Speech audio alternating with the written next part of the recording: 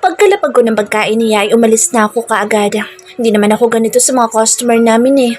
Minsan, chinichika ko pa sila kung ano masasabi nila sa cakes namin. Pero sa kanya talagang nilayasan ko kaagad. Pagdating sa pwesto ko ay hindi na ako halos mapakali. Napapatingin ako sa kanya.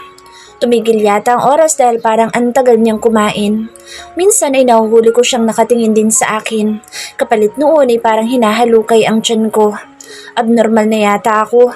Buti na lang at maraming customer ngayon at naglilista pa ako ng mga order online.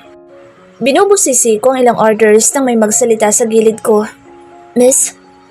Bariton ng boss niya. Natigilan ako at nag-angat ng tingin sa kanya. Kumabog na naman ang dibdib ko dahil dinudungaw niya ako mula sa counter. Tumikim ako at inayos ang postura. Yes sir? Do you need anything? Tumayo pa ako. Ngumiti siya. Gusto ko sanang bumili ng isang buong cake ng kinain ko kanina. May available ba kayo? Check ko lang po sa fridge, sir. Mabilis akong pumasok sa loob at tinungo ang fridge. Munti ko pang hindi makita ang flavor ng cake na kinain niya. Kinuha ko iyon at inilabas. Pagkalabas ko ay naabutan ko siyang nakahalukip-kip na naman at nakanguso. Tumuwid lang ng tayo nang makita ako. Inilapag ko sa harap niya ang cake na gusto niya. Last one, sir. Ibabalot ko na ba? Tumango lang siya sa akin nang hindi ibinababa ang tingin sa cake. Yes, please. Kinuha ko ang cake at dinala sa likod para i-box. But I felt heat at my back. Para bang tinititigan ako habang nakatalikod. Kaya halos manginig ang mga kamay ko sa pagre-ribbon ng box. Pumikit ako at nag-concentrate sa trabaho. Pagharap ko sa kanya, inaabutan kong seryoso ang mukha nito. Kumunot ang noo ko. Nagbayad siya at umalis na ng shop. Hindi ko natanggal ang tingin ko sa likod niya habang papaalis siya. Even his sexy back was so attractive. Nawala lang ang tingin ko sa kanya na lumamit ang customer na lalaki at umorder din na isang buong cake. Pagkaalis ng customer ay siya naman tunog ng cellphone ko. Nag-text na naman si unknown number. Mas maganda ka pala sa malapitan, Ashley. Nalaki ang mga mata ko at napatingin sa paligid. Iilan na lang ang customer at puro mga estudyanteng babae pa. Kinilabutan ako. Ibig sabihin ang galing dito ang unknown texter ko? Malinaw sa message niya. I felt goosebumps when he wrote my name. Halos hindi ko na nakalimutan ng text na iyon kanina. Kahit nang nasa bahay na ako, ay yun pa rin ang gumugulo sa isip ko. Iniisip ko pa nga isa-isa mga customer namin. Wala pa naman kami mga CCTV camera para ma-review ko ang mga kahinahinalang customer kanina. Kailangan ko magdoble ingat at baka masalisihan ako. Kinabukasan ay nagising ako sa malakas at malalanding tawa ni Susan. Pati ang mga hagikika ng kambal ay naririnig ko. Tinignan ko ang wall clock at nakita kong 6:30 pa lang ng umaga. Tumayo ako at nagilamos lang at lumabas ako ng kwarto nang hindi tinitingnan ang itsura ko sa salamin. Hindi pa nga ako nagbabra dahil alam ko namang sina Ina at Susan laan nasa baba. Makapal naman ang t-shirt ko kaya hindi rin naman mapapansin ang kambal. Natutulog ako nakasuot ng short shorts at malaking shirt at braless para komportable. Sa hagdanan pa lang ay naririnig ko na ang tawa ni Susan mula sa kusina. Nang lingunin ko ang labas ay nakita ko naglalaro ang kambal kasama ang mommy nila. Nakatayo si Susan sa tabi ng lamesa habang nakatungo sa ilalim ng lababo. Good morning, Susan. Inaanto ko pang sabi. Binuksan ko ang ref at kumuha ng tubig. Good morning din ate. Almusal ka na? Maligayang-maligaya niyang sabi sa akin. Tumango ako sa kanya at saka humarap. Mamaya na. Sinong kausap mo dyan? Lumapit pa ako ng konti para silipin ang tila may nagkukumpuni doon. Pero napatalon ako sa gulat nang biglang tumayo ang lalaki mula doon kaya naman natapon sa dibdib ko ang tubig sa baso ko. Nakangiti siyang nakatingin sa akin. Good morning. Ayan na naman ang baritono niyang boses. Medyo basa rin ng pawis ang balikat at dibdib niya. Nastatwa ako. Bakit siya nandito?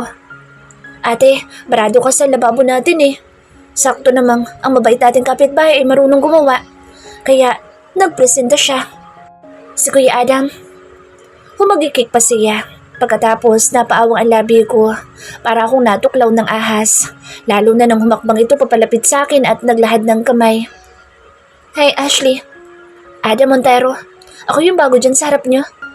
Pakilala niya. Nagpalit-palit ang tingin ko sa kamay niyang nakalahad sa akin at sa gwapo niyang muka. Kumunot ang noo niya. Ilang segundo pa ang lumipas at saka ko lang inabot ang kamay niya. Nakangiti siya pero naramdaman ko ang higpit ng hawak niya at bahagyang pagpisil sa kamay ko.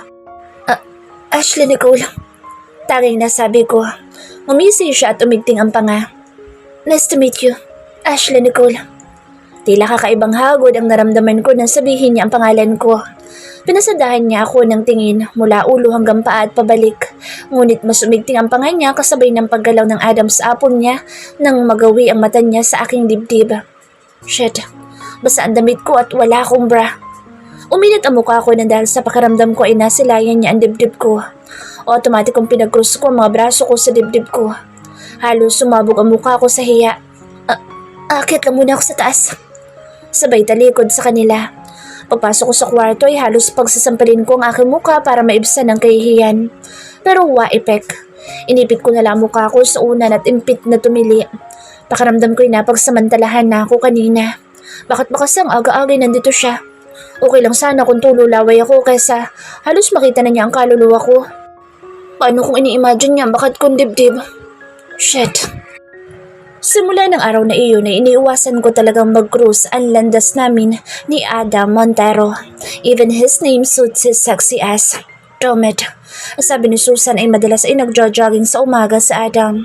Minsan ko na siyang nakita sa terrace noon kaya alam ko na ang oras na iiwasan ko sa umaga. Nasa bake shop ako hanggang alas 7. Sabay kaming uuwi ni Ina. Wala naman siya ng ganong oras dahil parang wala siya sa bahay niya. Kulang 3 linggo ang lumipas nang huli ko nasilayan si Adam at kahit papaano ay nalusaw na ang hiya ko. May kaunting pag-iinit sa mukha ko pero tolerable naman. Ngunit kapag kakain at bibili siya sa bake shop ay todo iwas pa rin ako. Ibinibigay ko kay Greg ang kaha at magkukunwaring magpupunas ako ng mga mesa o magkakalikot sa laptop. Sila lang naman ni Susan ang close at hindi kami pero ramdam ko ang paninitig niyang palagi. I just shrug off my shoulders and dismiss his blank stares. Saturday night, nagkakape ako sa terrace at nag-o-online nang makita ko ang paghinto ng isang mamahaling motorsiklo sa katapat na bahay. Napanguso ako. Hindi naman ako maalam sa mga motor pero mahahalata namang mamahali ng isang iyon. Malaki at agaw pansin ang porma. Nagtanggal ng helmet ang lalaki at mas lalong kumunot ang noo ko nang mapagtanto kong si Adam pala iyon. May ilang taong napadaan at nakipag-apir sa kanya. Sikat? Pagkatapos ay binuksan ang gate para ipasok ang maporma niyang motor sa likod ng isa pang sasakyan. Ano kayong trabaho nito? Nagka-call center? Broker? Manager? Para kasing big time? Nang mawala siya, ay nag-Facebook na lang ako ulit. Ini-upload ko sa Facebook page ng bake shop ang mga na-deliver naming cakes.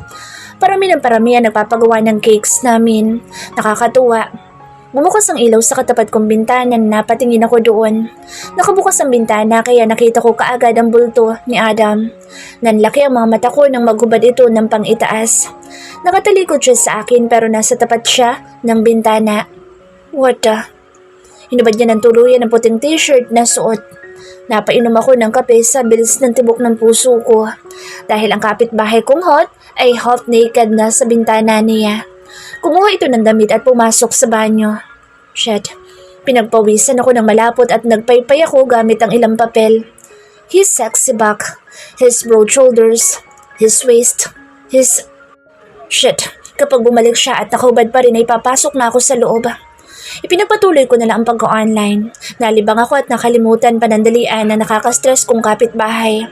Nakapag-chat na rin ako sa mga malalapit kong kaibigan.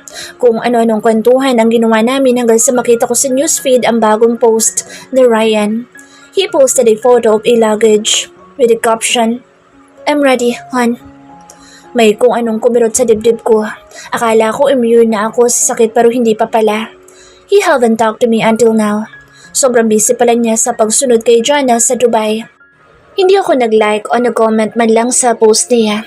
Nawalan ako ng gana mag-social media dahil sa post niya kaya chinek ko na lang ulit ang email ko para sa mga nag-i-inquire. Ilang sandali pa ay nag-ring ang phone ko. Anong number is calling? Kinabahan ako nung una pero naisip ko dapat na talagang kausapin itong unknown texter ko para matauhan. Hoy, kung sino ka ma-impacto ka, tantanan mo na ako ha. Huwag ka na magtatext sa akin. Kung hindi, ipatetrace kita. Ay boyfriend ako at kapitbahay ko lang kaya kapag hindi ka tumigil, susumbong ka talaga. Sigaw ko sa linya. Hindi ko na naisip pa ang mga sinabi ko bago sabihin. Ilang segundong tahimik lang nasa linya. Kumunot ang noo ko. Magsasalita sana ako ulit nang bigla itong sumagot. Hi, Ashley. I'm Adam, yung bago mong kapitbahay. Tingin ka sa harap. Tumingin ako sa harap ko at saka ako muling nakita sa kabilang terrace din si Adam at nakatingin sa akin. Napaawa ang labi ko. Dahil ko pa ang nakakita ng maligno. Walang kurap siyang nakatingin din sa akin. Gabi na pero ang refleksyon ng ilaw mula sa balcony niya nagdadapi na sa mga matang nakatitig sa akin. Ikaw yung nagtatext sa akin? Ako ang unang bumasag sa linya. Nakita ko ang paggalaw ng gilid ng kanyang labi. Lumunok siya at ilang segundong hindi nagsalita. Umangat ang kamay at napakamot ng batok. Why does it look sexy? Para bang nahihiya siyang bigla sa akin. Sorry, natakot ba kita? Gusto ko lang kasi makipagkilala. Sumandal ako sa upuan. At sino naman nagbigay sa'yo ng numero ko? Ngumiti siya. Ayokong ipahamak siya. Sa akin ka nalang magalit, Ashley Nicole. He huskily said. Parang hinalukay na naman ang tiyan ko nang sabihin niya ang buong pangalan ko. Para bang may kung anong magic sa mababa niyang boses. Nanliit ang mga mata ko sa kanya. May hula naman ako kung sino ang sinasabi niyang source niya. Gusto ko lang sa kanya magsabi. Hindi naman sa magagalit ako. Pero oo, medyo. Napaawang ang labi niya. Nais kong matawa sa itsura niya. Nagbibiro lang naman ako. Sorry na. Wala naman talaga akong balak na lokohin ka o ano. Bago lang kasi ako dito kaya gusto kong makapagkaibigan sa inyo. Sorry na talaga. Please? May halong lambing sa kanyang boses. I bit my lower lip. Sumobra ba ako? Para kasi talaga may takot na sa mukha niya. Hindi ako kaagad nakasagot kaya parang hindi na siya mapakali sa kanyang kinatatayuan. Ashley Nicole. Lambing na tawag niya. Napanguso ako. Joke lang? Sige na. You're not mad? Umiling ako. He seems harmless naman. He smiled. So bakit hindi ka na kaagad nagpakilala sa akin? Sa amin? Siya naman ay humilig sa itim na barandilya sa harapan niya. Tinitingnan pa rin ako. Natatakot akong kausapin ka. Kumunot ang noo ko. Ha? Bakit? Well, hindi na naman nabago yun sa akin. Sabi ng iba kong kaibigan ay mukha daw akong suplada. Baka ganoon din ang impression niya sa akin. He tilted his head a bit. Remember nung naglilipat pa lang ako ng gamit ko dito? Lalapitan sana kita pero tinakbuhan mo ko. He sexily chuckled. Natigilan ako at nag-init ang pisngi. He remembered. Kumabog ang dibdib ko nang maalala ko ang araw na iyon. Walang habas ko siyang tinitigan at nakipagmatigasan din ako ng tingin sa kanya. Masyado kasi ako nag-enjoy sa pag-examine sa kanya kaya ganoon. Naramdaman ko naman ang hiya dahil siya na ang nagbanggit. Nang tingnan ko siya ay malaki na ang ngiti niya. Nag-iwas ako ng tingin. Ah, yun ba? Ano kasi? Nagmamadali kasi kami ng araw na iyon. Hindi naman ako tumatakbo nun. Bahagya pa akong tumawa para magsilbing suporta sa sinabi ko. Hek, sinisilaban na nga ako ng araw na yun eh. Sumeryoso ang mukha niya. Pero Ashley, may boyfriend ka na talaga? Kapitbahay? May kung anong bumundol sa dibdib ko nang tanungin niya ako noon. Magsisinungaling pa ba ako? Siyempre, dala ng emosyon ko kanina kaya kung ano-anong naisip ko dahil akala ko talaga stalker siya. And I even thought of him when I said those. Tumikim ako. Wala akong boyfriend. Tinatakot lang kita. Akala ko kasi stalker ko or something. Basta? His trademark smirks/smile showed. There were hint of happiness on his perfect sculptured face. Kahit sa malayo ay matayog ang kanyang matulis na ilong. He looks like half foreign pa nga. Matangkad pa siya. He bit his lip. I'm almost thinking that this is his ways of flirting. Akala ko talaga meron. Buti na lang. Hindi niya pinagpatuloy ang sasabihin. Parehong napataas sa mga kilay ko. Sensing his words. I know, may something doon. Pero ayokong i-encourage siya. Well, if ever na manligaw siya, wala naman ako masasabi sa kanya dahil gwapo siya. Instant celebrity nga siya sa lugar namin dahil sa figura niya. Dagdag pogi points pa yung pagiging independent niya. The kotse pa at motor. Kumbaga sa normal Prince Charming ay pasadong-pasado siya. Ayoko mag-assume, pero kasi sa kilos niya ay mahalata naman iyon. Mula noon ay naging constant textmate kami ni Adam. Hindi ko na minamasama pa ang pagte-text. Mabait naman siya at madaldal din. Minsan ay nasa bahay siya at nakikipaglaro sa kambal. Kilala na rin siya ni Ina. Sumali din siya sa liga ng barangay. Hindi siya tinatantanan ng kapitan namin at ng coach nila kaya napasali na rin. Yung ba namang mukha niya, ang gawin niyang puhunan ay talagang makatawag pansin. Sa akin pa siya nagpaalam kung sasali o hindi. Takang-taka naman ako, para bang ang sagot ko magiging ugat ng pagsali niya. But I said yes anyway. Sabado ng hapon ay kasalukuyan akong nanonood ng TV nang mag-vibrate ang phone ko. Ashley. Oh, mabilis na nag-reply si Adam sa text. Help naman. Paano magluto ng adobong manok? Natawa ako sa text niya. Yung last time na nagtanong siya kung paano magluto through text ay nakita ko nagpa-deliver siya ng pizza. I knew dahil binilhan niya rin kami. Tinapon niya lang kasi ang niluto niya. Palpak daw. Punta ako dyan. Tumayo ako at pinuntahan sa Ina sa kusina na kasalukuyan naghahanda ng niluluto. Kasama niya si Susan. Ina, magpapaturo magluto si Adam. Puntahan ko na lang. Paalam ko. Nagangat ng tingin sa akin ang dalawa. Ngumiti si Ina. Walang problema, Ashley. Sige lang. Naku, Ate Ashley ha, baka iba ang maluto nyo. Inirapan ko si Susan. Huwag kang malusyosa ha, Susan. Nagpapaturo lang yung tao. Kasi sa'yo lang palaging panaydikit si Kuya Adam. Nandito naman ako. Sige na Ashley, umalis ka na. Sinusumpong lang to. Si ate talaga. Kwentuhan mo na lang ako ng tungkol sa tatay ng kambal mo.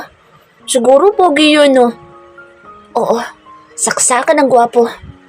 Gusto ko sana sabihin sa kanya kaya lang baka ayaw pang ipaalam ni Ina. Cellphone lang ang dala ko at lumabas na ng bahay. Tinawid ko lang ang kalsada para makarating sa gate ng bahay ni Adam. Nag-doorbell ako at parang nasa tapat lang ata siya ng pinto niya at bumukas agad iyon. Nakangiti niya akong pinagbuksan ng gate. Nagkakamot pa siya sa ulo niya habang pumapasok ako.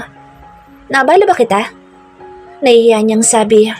Malukip-kip ako sa gilid. Naawa lang ako sa manok na kakainin mo. Baka ma-double dead. Ito naman. Siyempre, hindi ko forte iyon. Tara na sa loob. Paanyaya niya. Sumunod ako sa kanya kaya nagawa kong pagmasdan ang likuran niya. He's wearing a black shorts, paired with a white round neck t-shirt. Ang linis-linis niyang tingnan at ang maninipis na buhok sa kanyang makinis na binti ay nakakadagdag sa total package niya. Malinis at maayos sa bahay si Adam. Ang itim niyang sofa ay pinarehas sa mga puting throw pillow. Ang kanyang lamisita ay itim din. May malaking flat screen TV din siya na nakahang sa dingding. Minimal ang kagamitan at puro itim o puti lang ang kulay ng bahay niya. Bachelor type house. Sumunod ako sa kanya sa kusina at tinignan ang mga sangkap niya. Nakita kong buo pa ang manok niya kaya hiniwan niya muna. Ikaw lang naman ang kakain, hindi ba? Mga 4 o 5 pirasong manok muna lutuin mo. Tapos yung iba, itabi mo muna sa freezer. Sabi ko sa kanya. Ibig kong matawa dahil seryoso ang mukha niya habang naghihiwa ng manok. Inilabas ko naman muna ang ibang sangkap. Tinalupan ko ang bawang sa kanyang tabi. Ayan, nabigyan na ng hustisya ang manok.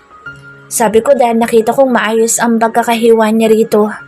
Tinignan niya ang ginagawa ko. Lahat ba yan? Tukoy niya sa isang buong bawang na tinatalupan ko. Siyempre hindi. Gusto mo bang madami? Nginitaan niya ako. Yes please Ash. Matamis niyang sabi. Inirapan ko. Kumuha ko ng kutsilyo at pinipi ang bawang bago hiwa-hiwain. Sanay na sanay ah. Ngumisi ako. Sinimulan kong turuan siya magluto ng adobo. Ako ang gumawa at pinapanood niya lang ako. Sinasabihan ko rin siya ng mga dapat at hindi dapat gawin. Tulad ng huwag haluin agad ang ulam kapag inilalagay na ang suka. Ramdam ko ang pagtulo ng pawis ko sa aking noo. Pagkulo niyan at paglambot ng manok, kain na na. Nakamiting sabi ko. Ano pang alam mo lutuin? Tanong niya habang nagliligpit ng gamit. Humilig ako sa counter island at nag-isip. Pwedeng sinigang, tinola, nilaga, afritada, kare-kare. Hindi naman ganun kadami. Mas gusto ko kasi ang baking. Nagulat pa ako nang bigla siyang lumapit sa akin at pinunasan ang pawis ko gamit ang tissue. Dinampi-dampi niya iyon sa aking noo at leeg. Napatigil ang paghinga ko at tumadagundong ang dibdib ko. Seryoso na naman ang mukha niya na para bang piece of art ang pagpunas ng pawis. Nais ko sana maging normal sa ginagawa niya pero ang paglapit ng mukha niya, ang pagtama ng kanyang mabangong hininga at pagdampi ng kanyang balat ay parang kuryenteng nagpapatindig ng balahibo ko. I swallowed. He was too close. Ang dami mo palang alam na lutuin. Sabi niya. He was more like amused and not bothered because of our position. I tried to be funny para maiba ang ihip ng hangin. So, pwede na mag-asawa no? Pabiro sabi ko, pero imbes na makitawa siya ay nag-iba ang mukha niya. Dumilim ito at numipis ang pagkakalapat ng kanyang labi. Kumunot ang noo ko. Ngunit nanigas ako sa kinatatayuan ko na lumapit pa siya sa akin at itinungkod ang isang kamay sa edge ng counter island. Umiwas ako sa nakakasunog niyang tingin pero yumuko pa siya para hanapin ang mga mata ko. Pakaramdam ko ay tatalo na ang puso ko sa lakas ng pintig nito. I was too uneasy in front of him. Mag-aasawa agad? Stop thinking about that. Walang batas na kapag marunong magluto, pwede na mag-asawa. At sino naman ang aasawahin mo? Tila inis na sabi niya. Nalito ako sa tila pangahamon niya. Kasabihan lang naman iyon. Siyempre ang mga dalagang marunong na magluto ay maaasahan sa kusina at pasado na magkapamilya. Ganoon naman dapat, di ba? Tapos ang lalaki uuwi galing trabaho. Pagsasilbihan na siya ng misis niya. That's the ideal for a good wife. Tumaas ang kilay niya. At sino naman ang asawang lalaki? Adam, I was referring in general. Pero sabi mo pwede ka na mag-asawa. Ibig sabihin may napupusuan ka na? Natahimik ako. Why do I feel he took that too seriously?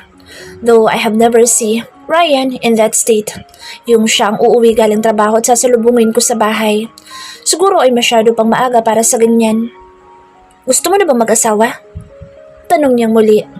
I stunned. Gusto ko nga ba? I shrug it off. Hindi pa. But you're 26. It's acceptable though. Nanliit ang mga mata ko sa kanya. Paano mo nalaman ang edad ko? Stalker ka talaga no? Aminin. Kumalukip-kip ako kaya bahagya siyang lumayo sa akin. Friends tayo sa Facebook. Malamang makikita ko sa birthday mo. Oh, are we friends? Tumabi siya sa gilid ko na para bang hinihintay ang pagluto ng ulam. Tinusok ang tagiliran niya. Aba, walang kiliti at anong tigas ah. Bakit ikaw? Wala ka pang asawa. 29 ka na kamo? Tapos wala ka kahit nobya? Pangaasar ko. Hindi niya ako nilingon. Naghahanap ako ng tiyempo. Baka matakot eh. Naks, yung mukhang yan? Umahanap pa ng tiyempo? Baby steps. Mahinan sabi niya. Ano? Tinignan niya ako. Baby steps. Para magka-baby ka agad. Nanlaki ang mga mata ko. Hala siya, umahalay na. Sununto ko nga sa braso niya. Pakasalan mo muna bago gumawa ng baby. Loko. He smirk. Okay, sabi mo eh. Nang maluto ay inaya niya akong doon na kumain dahil malungkot daw mag-isa. Nagluto rin sa bahay si Ina kaya parang nangihinayang ako. Sa huli ay dinala na lang namin ang nilutong ulam at sa bahay namin pinagsaluhan. Pagkatapos ng hapunan na iyon ay nakita kong umalis pa ng bahay si Adam. Malalim pa ang gabi pero gagala pa. Kaya bago matulog ay tinext ko siya. Gabi na, nasa labas ka pa? Pagkababa ko ng phone ay pumasok na ako para makahiga. Pagkahiga ko ay siya namang ring ng phone ko. Adam's calling. Hello? Ngunit maingay na tugtog mula sa paligid ang sumalubong sa akin. Nasaan siya? Bar? Hello Ash? Pasigaw na sabi niya. Ang ingay naman, nasan ka ba? Bar. Nagkayayaan lang na barkada. Stalker kita no? Natawa ako. Sara, nakita lang kitang umalis. Stalker ka agad? Feeling nito. Narinig ko pa sa background ang pagtawag na lalaki kay Adam na tila pinapalapit. Sige na, ibaba mo na. Pakasaya ka dyan. Hugot ba yan? Uwi na lang ako kung ayaw mo ako dito. Che, balo mo. Sige na. Hindi masaya dito. Wala ka eh. Kumunot ang noo ko. Ang lakas ng trip nito. Babay na nga. He chuckled. Okay. Matulog ka na. Good night, Ashley.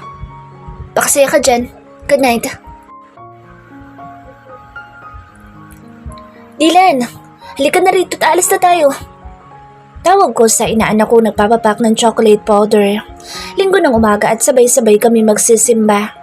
Taningan ko muna ang purse ko kung nasa akin na ang susi ng bahay. Anak naman, sabi ko sa'yo ikasisira ng tit mo pag palagi ka nagpapapak ng chocolate. Narinig kong pangaral ni Ina sa anak na lalaki habang pinupunasan na magkabilang gilid ng labi nito. Nangiti ako.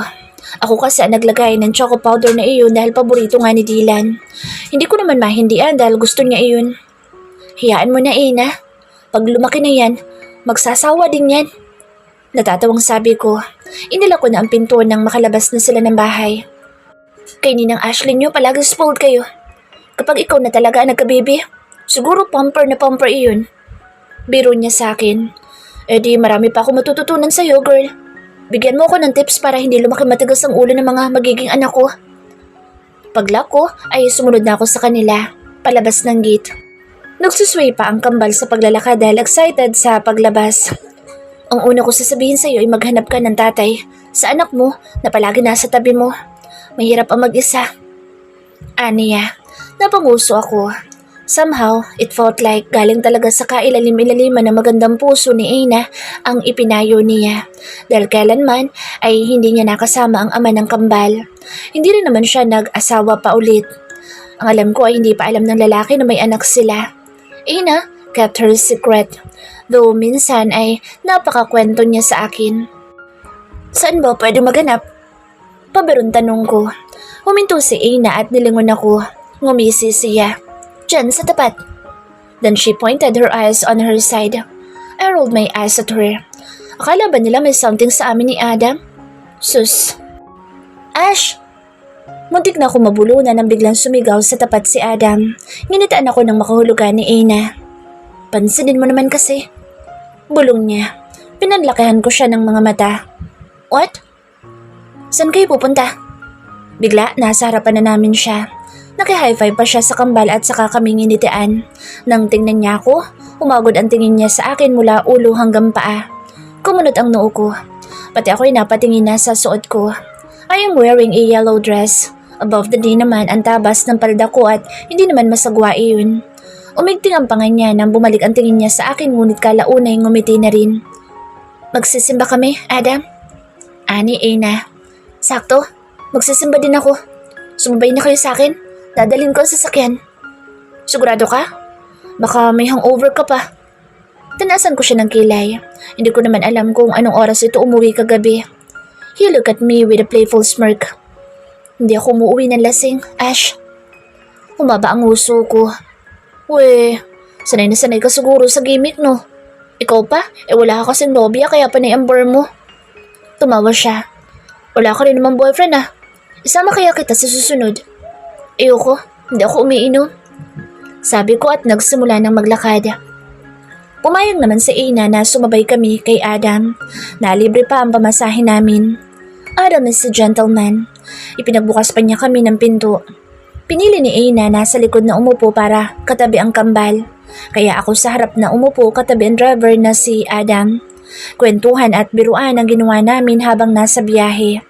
Minuto lang itinagal dahil malapit lang naman ang simbahan. Ako na ang humawak sa kamay ni Dylan at kay Ina naman si Dian. Pag-upo sa loob ng simbahan ay sa akin din tumabi si Adam. Tahimik kaming nakinig sa misa kahit paminsan-minsan ay patayo-tayo ang dalawang bata. May pagkakataong nagkakabungguan kami ni Adam sa paghawak ko kay Dylan. Napahawak ko kay Dylan na bigla itong tumayo at tumuntong sa malambot na pinagluluhuran sa tapat namin. Ina was still holding Dian. Dylan, baka madulas ka. Bulong ko para hindi makaistorbo sa ibang nagsisimba. Laking gulat ko nang biglang lumapit din si Adam at hinawakan si Dylan. Naramdaman ko ang pamilyar na bilis ng pagpintig ng aking puso. Haya na naman siya at sobrang lapit sa akin. I could even smell his manly scent and his body wash. Ang bango niya. Sobrang lambot ng amoy niya sa ilong ko. Bahagi ako napaatras ng ulo nang bigla niya akong lingunin. Ang lapit-lapit ng mukha niya sa akin. I felt the butterflies in my stomach. Kakandungin ko muna, sabi niya at sabay kuha kay Dylan. Nagulat pa ako dahil hindi umalma ang bata. Natahimik nga ito sa kandungan ni Adam. Napangiti ako. Akalain mong ang happy-go-lucky na si Adam ay napapaamo isang bata? Good to know. Maybe he'll be a good father too. Pagkatapos namin magsimba ay nagyaya naman si Adam na kumain sa labas. Tinanggihan ni Ina dahil nakakahiya. Kahit na rin ako, baka malaki ang gastos niya pero syempre naging kakampi niya ang mga bata kaya natuloy na rin kami. May malapit na Chinese restaurant pero we're too worried na baka hindi pa magustuhan ng mga bata ang pagkain kung kaya nag-fast food chain na lang kami. Pinauna na kami ni Adam sa mesa. He even asked for the twins chairs. Maasikaso siya sa amin at palaging nakangiti. Sinanisan ako ni Ina na samahan sa pag-order si Adam. Tumango ako at tumayo pero hinawakan niya lang ako sa siko. Samahan kita, sabi ko. Huwag na, maupo ka na dyan, magpapa-assist na lang ako. He said saka bumaba na ulit. Pag-uupo ko ay ninitian lang ako ni Ina. May laman ang ngiti niyang iyon pero ipinagkibit balikat ko na lang. Dahil kung dudugtungan ko pa baka isipin nilang may something sa amin. Wala naman. Inilabas ko na lang ang phone ko at nakipag-selfie sa kambal. Nasa biyahe na kami pauwi nang marinig kong tumunog ang phone ni Adam na nasa dashboard. Nabasa ko ang pangalan nung tumatawag. Kinuha niya iyon at sinagot. Yes bro, sagot niya. Tumingin ako sa labas para baliwalain ang kausap. Tumawa siya ng ilang saglit.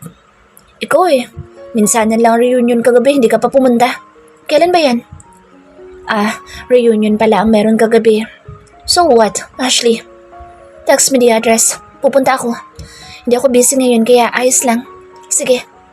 Siguro may party ulit. Naku, party boy. Ashley, tawag niya sa akin. Hinaplos niya ang labi niya gamit ang isang kamay habang ang isa ay nakahawak sa manibela. Naagaw tuloy ng labi niyang atensyon ko. His lips are naturally red. May gagawin ka ba mamaya?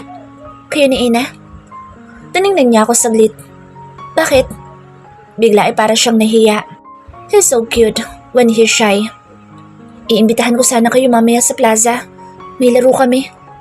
I think he was talking about the basketball game. Nasabi niya sa akin na nagpa-practice sila. Ngayon ko lang nalaman na itong araw pala ang laro. Napatingin ako kay Ina sa likuran. Oo ba? Walang problema. Isasama namin ang kambal para malibang. Sagot ni Ina sabay taas baba ng kilay sa akin. Talagang pumayag siya? Ayaw kaya niyo lumalabas ng gabi ang kambal dahil baka rumahamugan. Is she planning something fishy? Nang tingnan ko si Adam ay malapad na ang ngiti niya. Nakakatanggi pa ba ako? Ikaw na lang pumunta sa court, Ashley. Disappointed na sabi ni Ina pero parang hindi naman totoo. Umalukip-kip ako sa harap niya habang pinapatulog si Dayan. Si Dylan ay naunang nakatulog. Sinasadya mo yun, no? Ang alin? Inosente niyang balik tanong. Ang pumayag na pumunta doon sa laro. Hindi naman tayo nakikigulo roon dati. Dati yun, nung wala nag-iimbita sa atin. But you have Adam now. At player siya so dapat suportahan natin, di ba? O tapos, mag-isa lang ako. Nang haba ang uso ko sa kanya. Hindi itanax ko si Susan. Parating na yun dito. Napanganga ako sa sinabi niya. Ina. Sige na, bumaba na kayo. Kawawa naman doon si Adam mo. Panunuya niya. Grabe siya. Okay. Pero hindi ako magtatagal doon dahil pupunta ako ng shop. May delivers bukas. Sabi ko sabay kuha ng slim bag ko. Are you sure? Ayaw mo kong tulungan ka? Umiling ako. Kaya ko na yun. At saka wala magbabantay sa mga bata. Alis na ako.